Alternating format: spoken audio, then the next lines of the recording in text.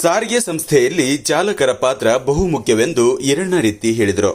ಹೌದು, ದೇಶಕ್ಕೆ ಸೈನಿಕರ ಪಾತ್ರ, ಕಾನೂನು ಸುವ್ಯವಸ್ಥೆ ಕಾಪಾಡಲು ಪೊಲೀಸ್ ಪಾತ್ರ, ಹಾಗೆಯೇ ಸಾರ್ವಜನಿಕರ ಜೀವನದಲ್ಲಿ ರಸ್ತೆ ಸಾರಿಗೆ ಸಂಸ್ಥೆಯ ಚಾಲಕರ ಪಾತ್ರವು ಬಹುಮುಖ್ಯವಾಗಿದೆ ಎಂದು ಪಿಎಸ್ಐ ಈರಣ್ಣರೆತ್ತಿ ಹೇಳಿದರು.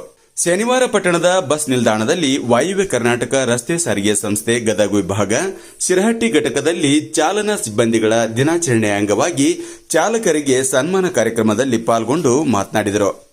ಎಲ್ಲ ಸರ್ಕಾರಿ ಹುದ್ದೆಗಳಿಗಿಂತ ಸಾರಿಗೆ ಸಂಸ್ಥೆಯಲ್ಲಿ ಕೆಲಸ ಮಾಡುತ್ತಿರುವ ನೌಕರರು ಸೈನಿಕರ ರೀತಿಯಲ್ಲಿ ಕೆಲಸ ಮಾಡುತ್ತಿದ್ದು, ತಮ್ಮ ಪ್ರಾಣವನ್ನು ಲೆಕ್ಕಿಸದೆ ಸಾರ್ವಜನಿಕರ ಒಳಿತು ಬಯಸುವಲ್ಲಿ ಬಹುಮುಖ್ಯ ಪಾತ್ರ ವಹಿಸಿದ್ದಾರೆ.